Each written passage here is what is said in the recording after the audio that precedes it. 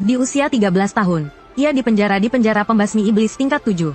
Yang mengawalmu adalah Raja Naga dari kuil naga ilahi dan Raja Hantu dari Sekte Bintang.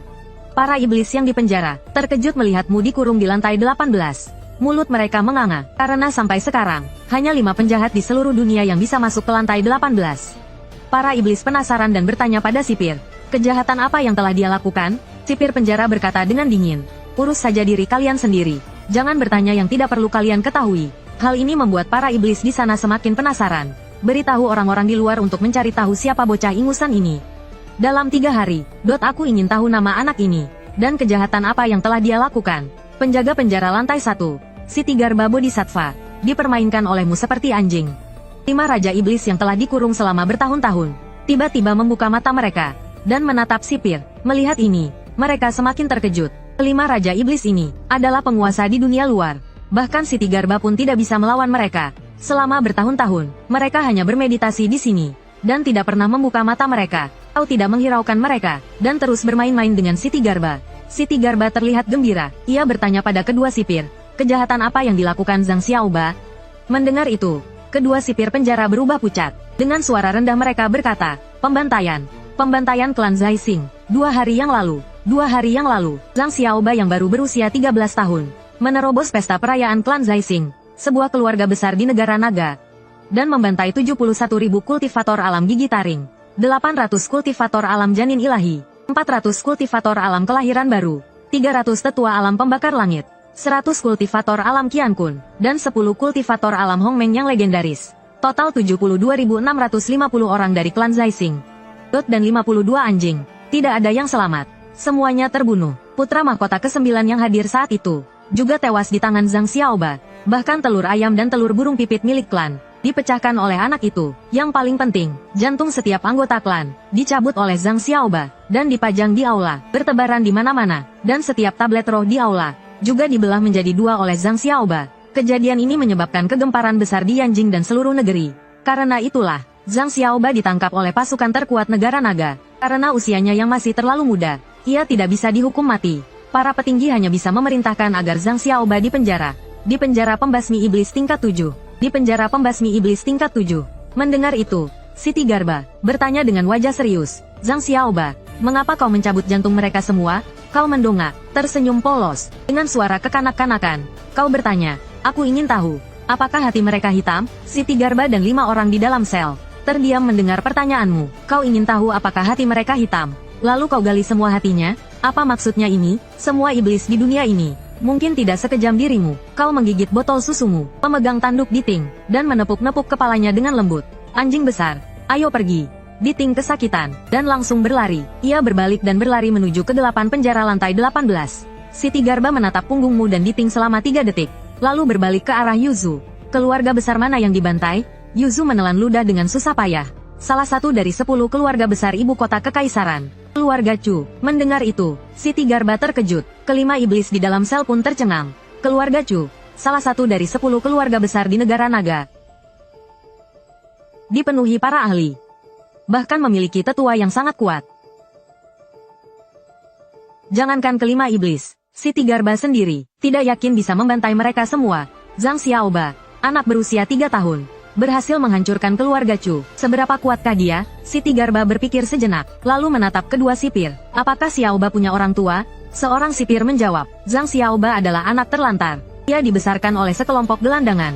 Karena suatu alasan, keluarga Chu membunuh semua gelandangan itu. Saat itu, Zhang Xiaoba sedang bermain di taman, dan berhasil lolos. Sipir itu tidak melanjutkan ceritanya, tapi Siti Garba dan kelima iblis sudah bisa menebak kelanjutannya. Siti Garba menangkupkan tangannya, melantunkan doa Buddha, dan memberi isyarat agar kedua sipir pergi.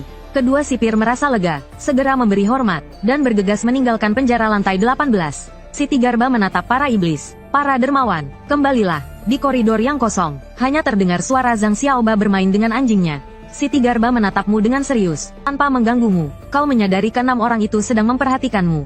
Dalam hati kau berkata, mereka benar-benar memperhatikanku. Kau teringat kata-kata kakekmu sebelum meninggal. Xiaoba, pergilah ke penjara iblis lantai 18. Temukan kelima iblis di sana, dan dapatkan tanda mereka. Di sana ada petunjuk tentang orang tuamu. Keluarga Chu yang membunuh kami hanyalah boneka. Dalang sebenarnya masih bersembunyi. Jadikan kelima orang itu gurumu. dan pelajari kemampuan mereka. Dengan begini, saat kau dewasa nanti, Chen, kau akan memiliki kekuatan untuk melawan dalang di balik semua ini. Setelah mengucapkan kata-kata itu, kakek menutup matanya, dan meninggal dunia. Saat itu, 5 iblis, ahli bela diri, penjahit, tabib wanita, dan koki, datang menghampirimu. Ahli bela diri memeriksa tubuhmu. Matanya berbinar, lalu mengangguk dan tersenyum pada yang lain. Xiaoba, maukah kau menjadi murid kami? Kami bersedia mengajarkan semua yang kami tahu kepadamu. Kami jamin kau akan hidup makmur dan berjaya, tak terkalahkan di dunia. Kau mendengarnya dan langsung memanfaatkan kesempatan ini. Dengan senang hati kau setuju. Kau segera bersujud dan menjadi murid mereka. Para iblis itu tertawa terbahak-bahak. Maka, setiap hari kau belajar berbagai keterampilan dari kelima iblis itu.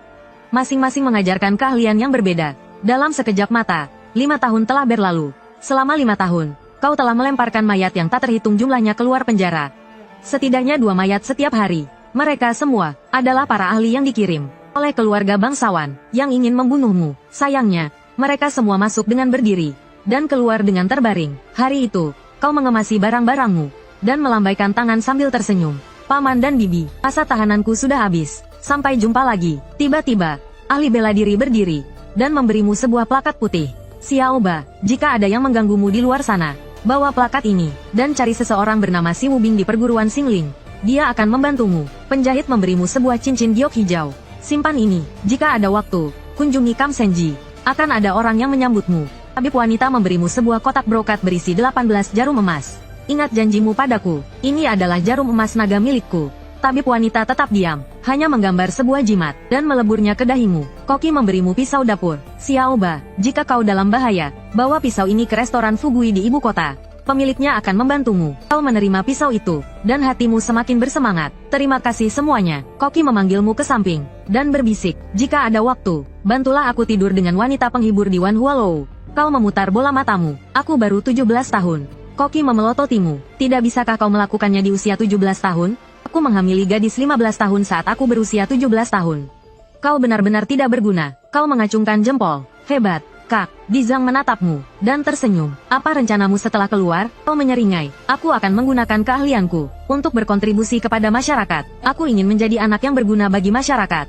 Mendengar itu, mereka semua tersenyum penuh arti, penuh rencana pembunuhan, dan harus berkontribusi kepada masyarakat. Kau berjalan keluar dengan membawa tas. Hati berdebar-debar selama 5 tahun 7 bulan.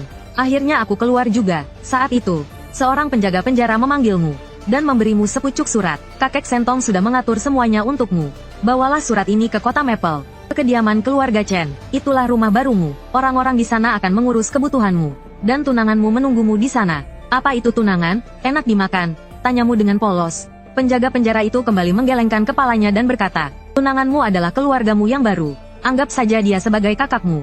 Ingat, nama tunanganmu adalah Chen Hongyao. Penjaga penjara memanggilkan mobil dinas. Mobil itu dipenuhi dengan rune yang tampak misterius. Terlihat sangat misterius. Lalu dia mengeluarkan segepok uang dan memberikannya kepada sopir keluarga Chen di kota Maple. Sopir menerima uang itu dan segera melaju menuju kota Maple. Kau duduk di dalam mobil, memegang 5 benda pusaka di dalam tasmu. Dengan mata berbinar, kau berpikir, apakah benar ada petunjuk tentang orang tuaku di dalam benda-benda ini? Kau telah ditelantarkan sejak kecil dan tidak pernah merasakan kehangatan orang tua. Kakek Sentong sungguh hebat, menemukan petunjuk tentang orang tuamu, yang berhubungan dengan pusaka 5 iblis. Sekarang pusaka itu ada di depan mata, tetapi kau tidak tahu bagaimana cara mencarinya. Kau menyimpan 5 benda pusaka itu. Tatapanmu dingin, kau berpikir, mencari orang tua bisa nanti.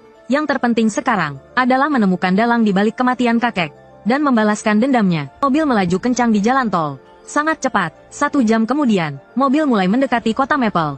Tiba-tiba, 2 orang muncul di depan. Menghentikan mobil. Salah satunya adalah gadis cantik yang membawa senjata biru langit. Yang lainnya adalah pria kekar berjas hitam. Di samping mereka, banyak mobil tergeletak berantakan. Banyak orang tergeletak di genangan darah. Sopir menghentikan mobil dan membuka jendela, memandang pria dan wanita itu dengan waspada. Dengan dingin dia berkata, ini mobil penjara Zenmo. Ada apa? Mendengar kata penjara Zenmo, pria dan wanita itu tampak sangat gembira. Gadis cantik itu berkata, Pak, kami dari keluarga yang di kota Maple. Nama saya Yang Mi, dan ini pengawal kami, Zhao Hang. Kami sedang berburu, tetapi diserang oleh Xie Chong. Banyak korban jiwa. Bisakah Bapak mengantar kami kembali ke kota Maple? Tenang saja, kami akan memberikan imbalan yang besar.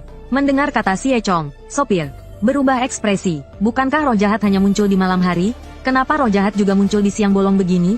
Melihat Kak Beauty Yang Mi begitu tegang, ku segera menjelaskan. Jangan tegang, roh jahat itu sudah kami usir. Zhao Hang menambahkan. Sekarang kita aman. Tapi mobil iblis kami hancur. Dan kami tidak bisa kembali ke kota Maple. Bisakah kami menumpang? Supir itu tidak menjawab. Allah menoleh dan menatapku dengan pandangan bertanya. Aku mengangguk. Baiklah, kalian naiklah. Kebetulan searah. Setelah berkata begitu, aku turun dari mobil. Dan menaruh tasku yang besar di bagasi. Yang Mi sangat gembira. Dan langsung berteriak ke arah mobil yang sudah hancur di belakangnya. Kakak, mereka mau mengantar kita kembali ke kota Maple. Keluarlah. Setelah dia berkata begitu, seorang wanita cantik keluar dari mobil itu. Melihat wanita itu, mata supir itu terbelalak, dan berseru, Yang Chai Wei, dia salah satu dari 2 bunga kota Maple. Seorang jenius di antara para jenius. Di usia 12 tahun, dia menerima 7 berkah dewa sejati. Dan mendapatkan janin ilahi ungu emas yang belum pernah terjadi sebelumnya. Sejak saat itu, kultivasinya meroket, melambung tinggi, di usia 18 tahun. Dia mencapai alam keempat di alam kultivasi agung. Tanda pagar dan melahirkan kehidupan baru. Seluruh negeri. Aku memandang Yang Chai Wei, juga tertegun sejenak. Cantik sekali, gumamku. Yang Mi menghampiriku, dan meletakkan senjatanya di bagasi. Adik kecil, katanya, jangan lihat kakakku seperti itu. Dia bukan untuk anak kecil sepertimu. Naiklah, kataku tersadar. Tanpa bicara, aku masuk ke dalam mobil. Zhao Hang, sebagai pengawal, duduk di kursi penumpang depan. Yang Chai Wei dan Yang Mi, 2 bersaudari itu, duduk bersama. Aku terjepit di dekat jendela, di sebelah kanan. Setelah kami semua duduk, supir itu menyalakan mobil, dan melaju kencang menuju kota Maple. Di perjalanan, aku berkata pada Yang Chai Wei, Kakak, kau terluka, aku belajar ilmu medis. Maukah kau kubantu mengobatimu? Yang Chai Wei melirikku dengan dingin. Tanpa berkata apa-apa, Yang Mi menatapku penasaran. Adik kecil, kau belajar ilmu medis juga? Hebat. Siapa nama gurumu? Aku Zhang Xiaoba. Aku tidak punya guru. Aku belajar dari kakak Nona 1. Di penjara penakluk iblis, kakak Nona 1 bilang aku tidak boleh memanggilnya guru. Dia tidak tahan. Jadi kau selalu memanggil kakak pertama? Ketika Hemi mendengarmu mengatakan itu, dia tidak menanyakan nama kakak pertama, melainkan memperhatikanmu dari atas ke bawah. Apakah kau pergi ke penjara penjinak iblis untuk mengunjungi orang tuamu? Tidak. Aku, Hetian, baru saja dibebaskan. Mendengar itu, semua orang menoleh ke arahmu. Dengan tatapan terkejut, Yang Mi tertawa. Xiaoba, kau masih suka bercanda. Baiklah. Jika kau tidak ingin mengatakannya, tidak apa-apa. Kakak bertanya padamu, apa yang kau lakukan di kota Maple? Yang Mi tertawa terbahak-bahak. Xiaoba, berapa usiamu? Masih kecil begini. Sudah memikirkan untuk mencari istri? Jangan bilang ini perjodohan sejak kecil. Ini sudah tahun 2125. Masih ada cara pernikahan kuno seperti itu di dunia ini? Yang Chai Wei menatap Jiasa, dengan rasa jijik dan benci. Dia paling membenci orang seperti ini. Masih kecil, sudah memikirkan hal buruk. Yang Mi bertanya dengan penasaran. Xiaoba, lalu siapa tunanganmu? Kau menjawab dengan serius. Chen Hongyao. Begitu kata-kata itu terucap, semua orang yang hadir terkejut. Pada usia 3 tahun, kau membunuh 2.800 orang dan dijebloskan ke penjara penjinak iblis. Tanpa diduga, 5 iblis di penjara menjadi gurumu. 5 tahun kemudian, kau dibebaskan. Dengan membawa bukti dari 5 gurumu, untuk mencari tunanganmu di kota Maple. Dalam perjalanan, kau bertemu dengan Yang Mi dan Yang Chai Wei. Ketika mereka tahu bahwa tunangan yang kau cari adalah Chen Hongyao, semua orang yang hadir terkejut. Semua orang yang hadir terkejut. Yang Mi berseru, Xiaoba, bercandamu ada batasnya. Chen Hongyao adalah salah satu dari 2 kebanggaan Maple yang setara dengan kakakku. Dia 14 tahun lebih tua darimu.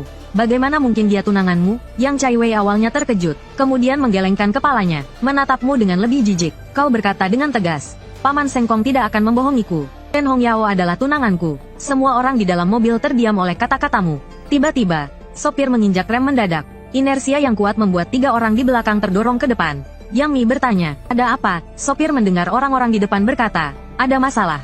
Terlihat di depan, sebuah truk besar dengan jimat khusus dilukis di badan truk, menghalangi jalan. Di atas truk berdiri 10 ahli dengan aura yang kuat, menatap dingin ke arah mobil ini. Orang yang memimpin adalah seorang pria parubaya, dengan bayangan dewa di belakang kepalanya, memancarkan cahaya yang cemerlang dan aura yang kuat. Auranya sangat kuat. Yang Chai Wei, Yang Mi, dan Zhao Xing melihat orang-orang ini. Dan wajah mereka berubah. Itu orang-orang dari perkumpulan bintang. Yang memimpin adalah iblis kejam, Zheng Zihai. Kakak, mereka datang untuk kita. Yang Mi mengertakkan gigi. Sekte bintang dan keluarga yang kami adalah musuh bebuyutan. Mereka baru saja diserang di tengah jalan. Itu dilakukan oleh kelompok lain dari sekte bintang. Konvoi iblis buas mereka dihancurkan total.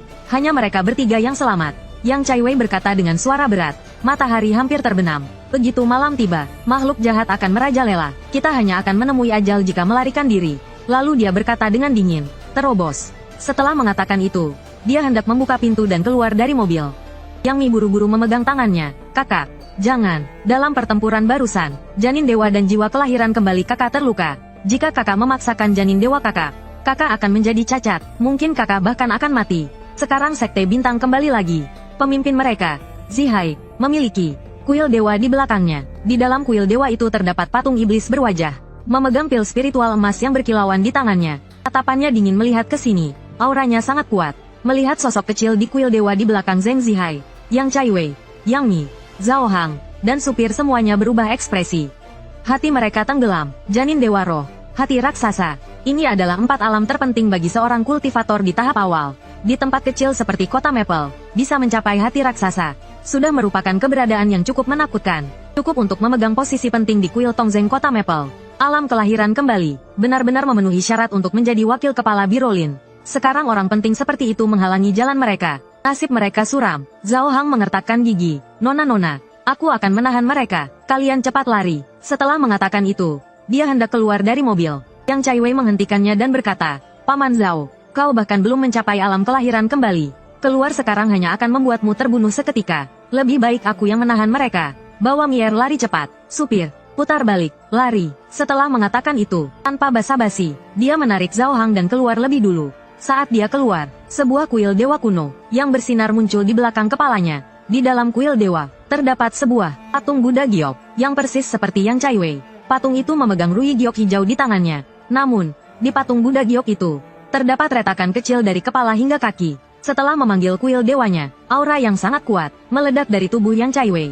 Dia menghantam mobil penjara iblis dengan keras. Kekuatan yang mengerikan membuat mobil itu melesat seperti anak panah. Mundur ke belakang. Dalam sekejap, mobil itu mundur 100 meter.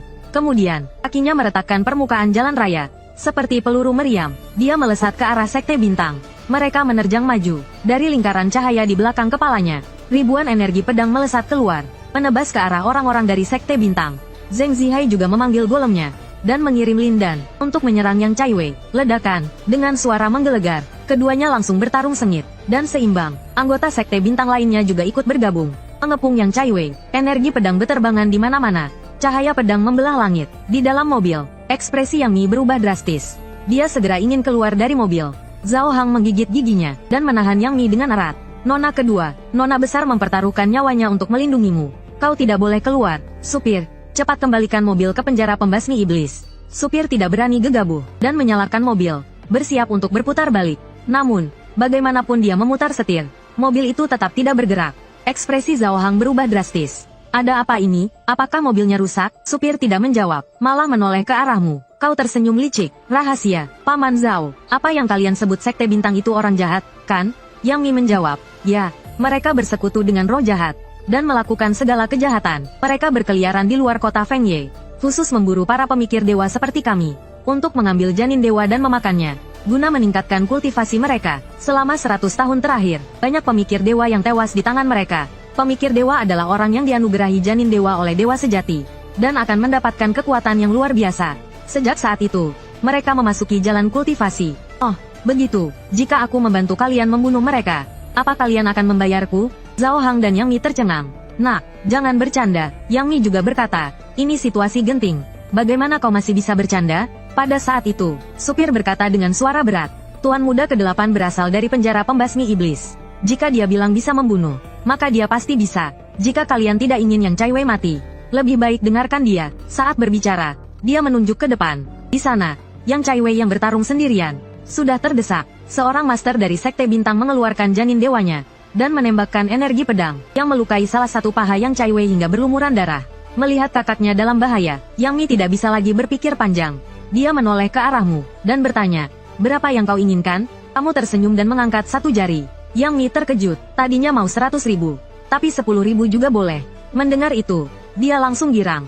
Oke, deal. Yang Mi meraba badannya. Ternyata dia tidak membawa uang. Dia segera melepas liontin giok dari lehernya dan memberikannya padamu. Ini liontin giok pusaka keluargaku. Nilainya 1 juta. Aku gadaikan ini dulu padamu. Setelah kau menyelamatkan kakakku dan kembali ke kota Maple, aku akan memberikan uangnya. Kamu menerima liontin itu. Kalian tunggu di mobil. Aku akan pergi menghabisi mereka sekarang. Setelah berkata begitu, kamu membuka pintu mobil, melangkah menuju tempat yang Cai Wei dan Bintang Kejora bertarung. Berjalan ke sana, 1 langkah, kamu sudah berada 100 meter jauhnya, muncul di samping yang Cai Wei dan yang lainnya. Cepat sekali, Zhao Hang. Yang Mi yang tadinya meragukan kemampuanmu, setelah melihat kecepatanmu, langsung terkejut. 1 langkah 100 meter, langkah dewa, ini adalah kecepatan seorang kultivator alam Jindan. Zhao Hang tercengang melihat punggungmu, terpukau hingga mulutnya menganga. Tongji sepertinya sudah terbiasa. Dia menyalakan sebatang rokok, dengan tenang berkata, saksikan pertunjukan Tuan Muda ke-8. Di depan truk besar, Yang Cai Wei berada di situasi kritis. Tidak hanya terluka, jantung spiritualnya juga mulai retak. Jika jantung spiritualnya retak, kultivasinya akan hancur, dan dia akan menjadi orang cacat. Hahaha, Yang Cai Wei, meskipun kau jenius, tahun depan hari ini adalah hari kematianmu. Jimat Buddha Giokmu akan kami ambil. Zheng Zihai tertawa terbahak-bahak. Sambil berbicara, dia mengeluarkan pil spiritual dan menyerang Yang Cai Wei. Kekuatan yang dahsyat dan mengerikan seketika menghancurkan energi pedang Yang Cai Wei. Menghancurkannya sepenuhnya, membuat Yang Cai Wei muntah darah dan terlempar seperti anak panah. Kaki Yang Cai Wei meninggalkan 2 jejak parit yang dalam di jalan tol, mundur lebih dari 10 meter, lalu berhenti. Retakan di jantung spiritualnya semakin banyak. Saat ini, Yang Cai Wei mimisan dan muntah darah. Tatapannya dipenuhi keputusasaan. Bayangan tahta dewa di belakang kepalanya semakin redup. Patung Buddha Giok yang disembah di dalam jiwanya memiliki 2 retakan lagi. Bahkan Ruyi Giok di tangan Buddha juga retak, sepertinya akan pecah kapan saja. Yang Cai Wei buru-buru menyimpan tahta dewanya. Suara hati rusak, pil ajaib hancur. Jika dia mengingatnya lagi, dia mungkin akan mati. Zheng Zihai sangat menginginkannya. Dia berkata kepada Yang Cai Wei, hari ini kau tidak bisa kabur. Serahkan janin dewa dengan patuh, dan aku akan membiarkanmu mati dengan utuh. Jangan harap. Yang Cai Wei menggertakkan giginya. Tatapannya tajam. Saat itu, kau muncul di sebelah kanannya, dan berkata sambil tersenyum, Kak Yang, istirahatlah. Selanjutnya serahkan padaku. Yang Cai Wei langsung menoleh ke arahmu, sangat terkejut. Kapan kau datang? Wajah Zheng Zihai mengeras, menatapmu. Siapa kau? Berani ikut campur urusan Sekte Bintang? Bosan hidup, ya? Oh, jadi kalian orang-orang dari Sekte Bintang? Kelihatannya memang menyeramkan. Kau menunjuk mereka, dan menghitung dengan jari. Totalnya 10 orang. Kau menghela nafas, dan berkata, 100.000. 10 orang. Kali ini mungkin rugi. Seorang pria kekar dari Sekte Bintang memelototimu. Kau mau membunuh siapa? Kau tersenyum polos, dan berkata, sudah kuputuskan. Aku akan mulai membunuhmu dulu. Wajahmu sangat menjijikkan. Pria kekar itu marah besar. Cari mati. Di belakang kepalanya, terdapat ubin sembahyang dengan ubin mahjong. Ubin itu bertuliskan 10.000. Saat ini, ubin mahjong 10.000 memancarkan cahaya dewa, dan melepaskan tekanan yang sangat kuat, mengarah padamu. Cahaya itu berkedip-kedip. Melihat ini, Yang Cai Wei berubah ekspresi. Xiao Ba, hati-hati, pil jiwanya bisa mengeluarkan ki pedang. Sebelum dia selesai berbicara, pria kekar itu sudah mulai menyerang. Seperti angin kencang, dia menerjang ke depan. Ki spiritual di ubin sembahyang bangkit, dan menembakkan ki pedang angin satu demi satu. Seperti badai, menyerangmu. Lao Wu menyerang, anak ini pasti mati. Zheng Zihai mencibir, menghindar. Ekspresi Yang Cai Wei berubah. Dia memaksa busur mistik di dalam tubuhnya untuk beroperasi, dan mengulurkan tangan untuk meraihmu. Berusaha menarikmu untuk menghindar. Namun, tangannya meleset, menghadapi ki pedang yang tajam. Kau malah maju ke depan, melangkah menuju Lao Wu. Xiao Ba, Yang Cai Wei berteriak, ingin menyelamatkanmu. Namun, pada saat itu juga, sesuatu yang aneh terjadi. Dengan lambaian tangan kanannya, ia menangkis semua energi pedang yang terbang ke arahnya, dan menerbangkannya ke tempat lain. Ia melangkah maju, dan muncul di hadapan Lao Wu seperti hantu. Menyerang lebih dulu. Apa? Pupil Lao Wu menyusut, wajahnya dipenuhi keterkejutan. Namun, kecepatanmu terlalu tinggi. Sebelum ia sempat bereaksi, kilatan pedang muncul di depannya. Kepala Lao Wu sudah melayang tinggi. Kemudian, tubuhnya yang tanpa kepala terdorong ke depan sejauh 5 meter. Sebelum akhirnya jatuh berdebam, kepalanya juga jatuh ke tanah pada saat itu. Bayangan dewa di belakang kepalanya pecah, dan menghilang menjadi debu. Kau berdiri tegak memegang pedang, kokoh seperti gunung. Satu tebasan, satu lawan tumbang. Semua orang tercengang. Tidak ada yang menyangka, seorang ahli tingkat tinggi akan dibunuh oleh seorang anak kecil yang tingginya belum mencapai 1,3 meter. Kau menatap Zheng Zihai dan yang lainnya. Masih ada 9 lagi. Zheng Zihai dan yang lainnya tersadar. Mereka semua melepaskan aura pembunuh. Kecuali Zheng Zihai, semua orang memunculkan tahta dewa di belakang kepala mereka. Bedanya, ke-8, tahta dewa mereka tidak berisi patung dewa, melainkan berbagai macam senjata. Senjata-senjata itu memancarkan cahaya, satu demi satu. Energi pedang yang sangat mematikan. Secepat kilat, menerjang ke arahmu.